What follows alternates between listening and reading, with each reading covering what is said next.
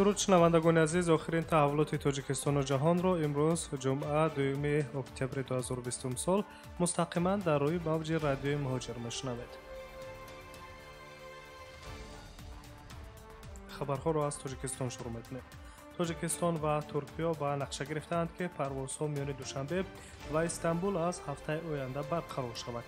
хабар медиҳад агентии авиатсияи граждании ҷумҳурия. парвозҳо аз ҷониби ширкатҳои ҳавопаймоии Turkish Airlines ва Somon Air анҷом дода мешавад. қарор аст, ки ҳафтаи 2 парвоз анҷом дода шавад.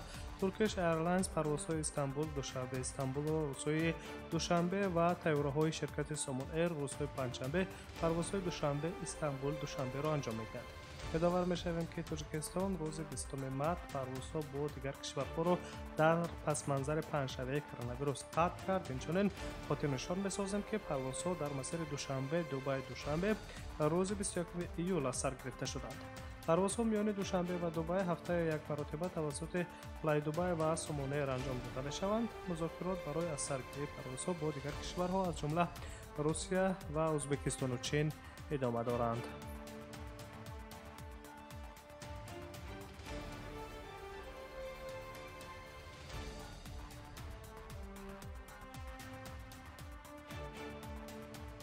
ادامه خبرها.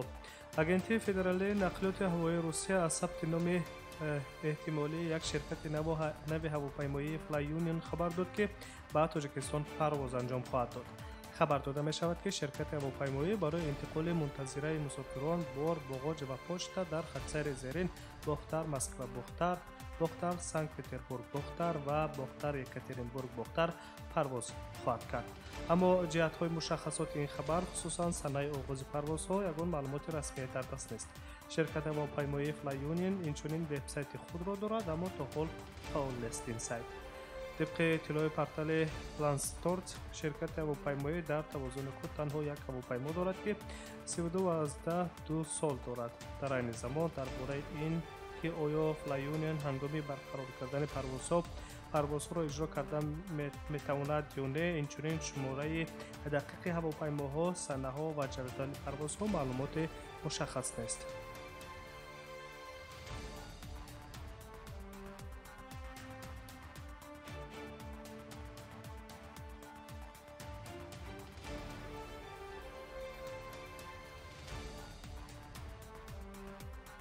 خبرهای آخرین تاجیکستان و جهان را در این روز شما مستقیما میشنوید و به ولایت ولگراد میرویم. کارمندان مقامات حفظی حقوق ولایت ولگراد هنگام عملیات سنجشی در میدانهای کشتی که مهاجران ملتی مشغول کارند 12 حالت غیرقانونی به فعالیت مهنتی مشغول شدند و از جانب شهروندان خارجی در حدود مرزی و مأموری فدراسیون روسیه آشکار کردند.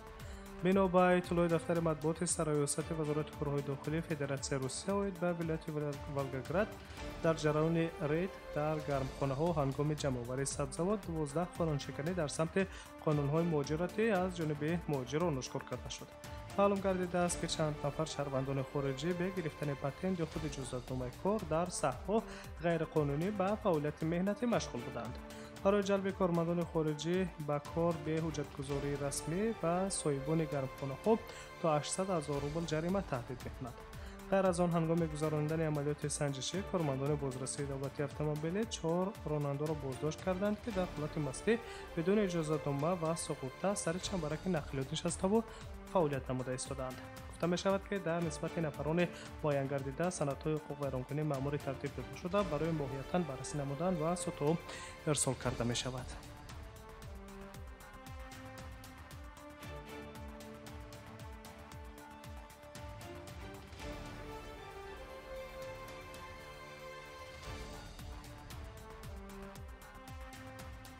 ادامه خبرها.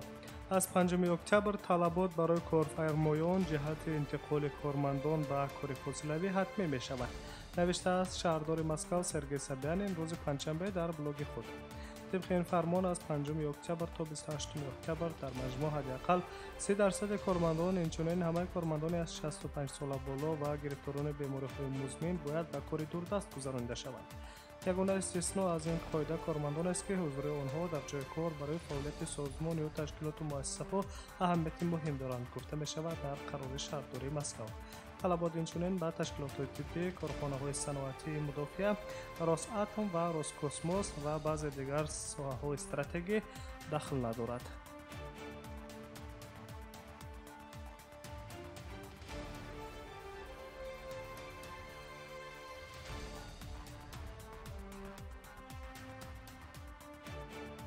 шумо барномаи иттилоотии хабарҳои рӯзро мустақиман мешунавед. дар душанбе раҳбарияти бонки давлатии амонатгузории ҷумҳурияи Тоҷикистон, Ҳамонатбонк ва Бонки миллии иқтисодии хориҷии Ӯзбекистон дар бораи шартҳои умумии амалиёти бонкӣ созишнома ба имзо расониданд. хабар медиҳад хадамоти матбуоти Амонатбонки Тоҷикистон. раҳбари Амонатбонк Сироҷиддин Икромӣ ва раиси Бонки миллӣ оид ба корҳои иқтисодии хориҷӣ Алишер Мирсоатов созишномаи муштаракро имзо намуданд. омадааст дар иттилоя. дар ҷараёни мулоқот Сироҷиддин Икромӣ ва Алишер Мирсоатов инчунин масъалаҳои татбиқи ҳамкориҳои байнибонкӣ байни ду кишвар аз ҷумла афзоиши мубодилаи мол тавассути афзоиши қарздиҳӣ ба соҳибкороне ки ба воридоти молҳои истеъмолӣ машғуланд, инчунин коҳиши эҳтимолии фоизи қарзҳои байнибонкиро баррасӣ намуданд. ҳамчунин раҳбари Бонки миллӣ оид ба корҳои иқтисодии хориҷии Ӯзбекистон бо фаъолияти Бонки давлатии ҷумҳурияи Тоҷикистон Ҳамонатбонк шинос шуданд. خاطررسان می‌کنیم که علیشیر میرساعتов در دوره هفتمین جلسه کمیسیون بین حکومتی تاجیکستان و ازبکستان اوید به تجارت اقتصادی به دوشنبه تشریف آوردند.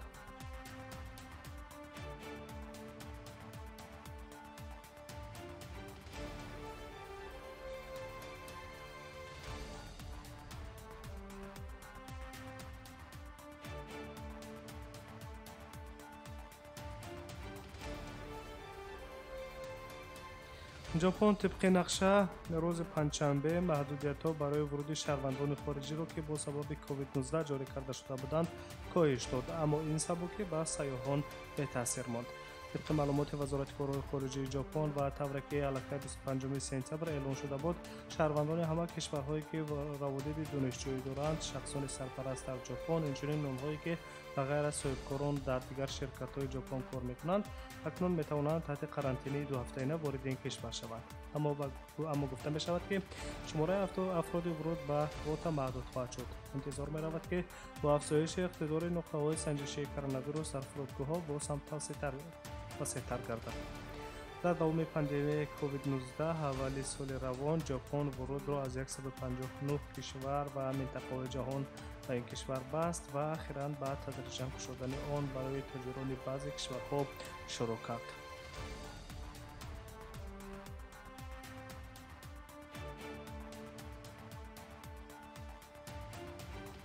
شما خبرهای تاجیکستان و جهان را مستقیما روی موج رادیوی مهاجر شنیدید. سلامت باشید.